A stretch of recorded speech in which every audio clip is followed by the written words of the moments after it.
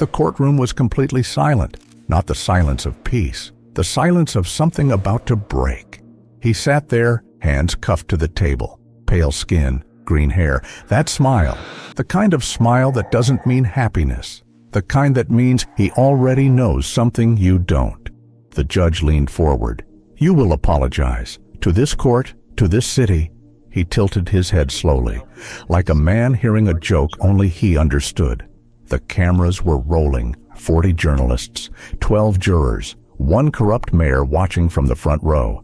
They all wanted the same thing, to see him broken, to see him bow. He exhaled softly, looked around the room, one face at a time, then he opened his mouth, and the temperature in the room dropped. What he said next, no one was prepared for. The judge's voice echoed through the marble walls like a sentence already decided. "You will stand. You will face this court, and you will apologize for every life you have destroyed in this city." He didn't stand immediately. He sat there, fingers loosely folded, eyes drifting slowly across the room. Not nervous, not angry, just reading. The way a chess player reads a board 3 moves before anyone else sees the trap. Then, slowly, he rose. The chains on his wrists clinked once. Then, silence again. He looked at the judge first, then the jury, then the mayor, sitting in the front row in his expensive gray suit, arms crossed, wearing the expression of a man who had already won. That was his first mistake. Joker smiled at him, just barely, just enough. "I apologize," he said. The room exhaled. Journalists scribbled. The mayor uncrossed his arms. Then Joker continued, "I apologize that it took me this long." The room went still again, a different kind of still. "I apologize that while I was being called a monster, the real monsters were shaking hands at charity dinners, signing laws that starved the poor, burying the names of men they had killed quietly, legally, with paperwork instead of knives." The judge slammed his gavel. "That is enough." But Joker didn't stop. His voice never rose. It never needed to. "Councilman Harris, you remember the shelter on 9th Street, the one that burned down 4 years ago. 11 men died in that fire. The investigation was closed in 3 days. You closed it." Harris stood up from the gallery. "This is absurd." "You were paid to close it," Joker continued, turning to face him directly. "Because the land was worth more than the men sleeping on it, and the developer who bought it is sitting 2 seats to your left." Every head in the room turned. The developer, a broad man named Whitfield, had gone completely pale. The mayor was no longer uncrossing his arms. He was gripping the armrest. Joker let the silence breathe. He was in no hurry. He had rehearsed this in his mind 1,000 times. In every holding cell, in every dark corridor they had dragged him through. He had been building this moment the way an architect builds a cathedral, slowly, perfectly, with every stone placed on purpose. "I didn't come here to be judged," he said quietly. "I came here because this is the only stage left where the truth can't be edited." A murmur moved through the courtroom like a current. One of the junior detectives near the back, a young man named Cole, barely 2 years on the force, felt something shift in his chest. He had been told Joker was a madman, a chaos agent, a thing to be contained. But the man standing in chains in front of him didn't sound mad. He sounded like someone who had been awake for a very long time. The judge ordered the room cleared of press. 3 journalists were physically escorted out. But one of them, a reporter named Graves, had already pressed a button on the small device in his breast pocket. Everything was being transmitted, live, to every screen in the city. Joker knew this, of course. He had arranged it. Not with technology, not with devices or codes or systems, with a single conversation 3 weeks ago in a prison visitation room. A quiet word to the right man. A favor called in from the darkness where favors live. He turned back to the judge. "You asked me to apologize," he said, "so let me finish." He looked directly into the single courtroom camera that hadn't been switched off, the one pointed straight at his face. "I'm sorry," he said softly. "I'm sorry I let you believe you were safe."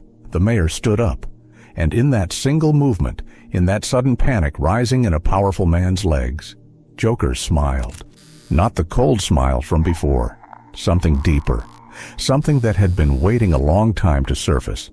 Because the mayor standing up wasn't fear of Joker. It was recognition. He had seen that smile before, a long time ago, on a night he thought no one survived. The mayor's name was Doyle, Richard Doyle. 17 years in power, 3 terms, 4 corruption investigations, all quietly buried. A man who had survived everything this city could throw at him simply because he owned the people doing the throwing. He stood in that courtroom with his jaw tight and his eyes locked on Joker's face. And for the first time in 17 years, Richard Doyle looked afraid. The detective near the back, Cole, noticed it first.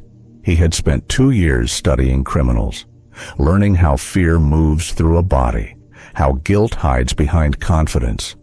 What he saw on the mayor's face wasn't the irritation of an important man being embarrassed. It was something older than that, something buried. Joker hadn't moved. He was still standing at the defendant's table, chains on his wrists, the courtroom half emptied around him. But the stillness around him had changed. It no longer felt like captivity. And it felt like the calm at the center of something enormous. "You were there," Joker said. Not loudly, almost gently. He wasn't speaking to the room anymore. He was speaking only to Doyle. "Eastwick, 22 years ago, the warehouse by the river. You were there that night with Commissioner Harlan and a man named Reeves. A man who worked for you. A man who knew too much. A man who walked into that warehouse and never walked out." The gallery had gone absolutely silent. "His name was Thomas Ellery," Joker continued. "He was 31 years old. He had a brother, a younger brother who was 9 years old at the time, who grew up in a city orphanage, who spent years being told his brother had simply disappeared, ran away, wasn't worth looking for." Doyle's hand gripped the seat in front of him. "That boy grew up," Joker said quietly. "No, and he never stopped looking." The room understood before Doyle did. Cole felt the realization move through the courtroom like a cold wave passing through water. Every journalist still present, every juror, every guard near the door. They all arrived at the same place at the same moment. And then Doyle arrived there too. He looked at Joker's face, really looked, past the paint, past the green hair, past the mythology the city had built around the name. He looked at the eyes, and somewhere in the architecture of that face, behind everything that the years had constructed and the madness had decorated, he saw something familiar, something from a long time ago, a resemblance, small, almost invisible, almost. "You're lying," Doyle whispered. "You've been telling yourself that for 22 years. Joker replied. The judge had stopped reaching for his gavel. He sat motionless. Even the authority of the courtroom had suspended itself, as if the room itself was listening. Joker looked down at his chained hands for a moment. Something passed across his face that wasn't quite pain and wasn't quite peace. Something in between.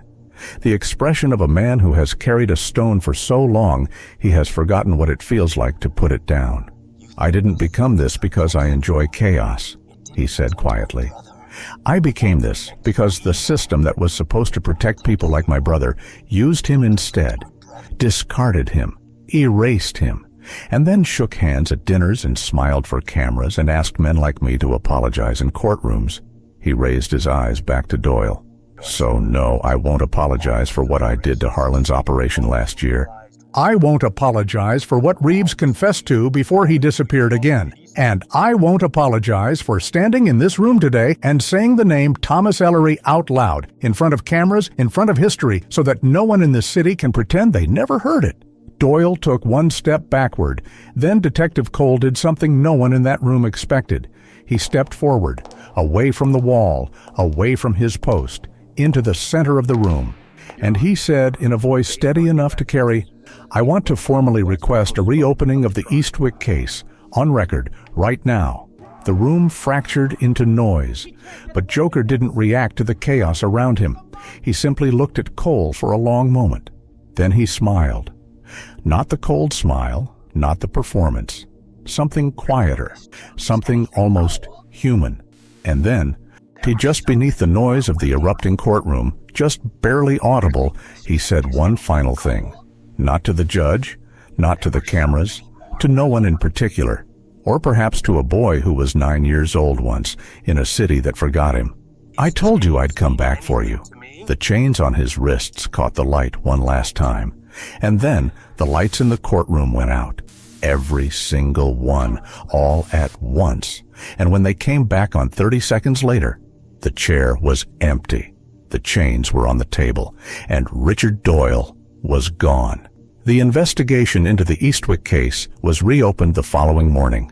Doyle was never found. Neither was he. But sometimes, late at night, officers patrolling the east side of the city reported the same thing.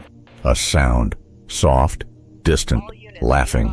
If this story made you feel something, you already know why. Because somewhere deep down, you understood him. And that's the most unsettling part of all.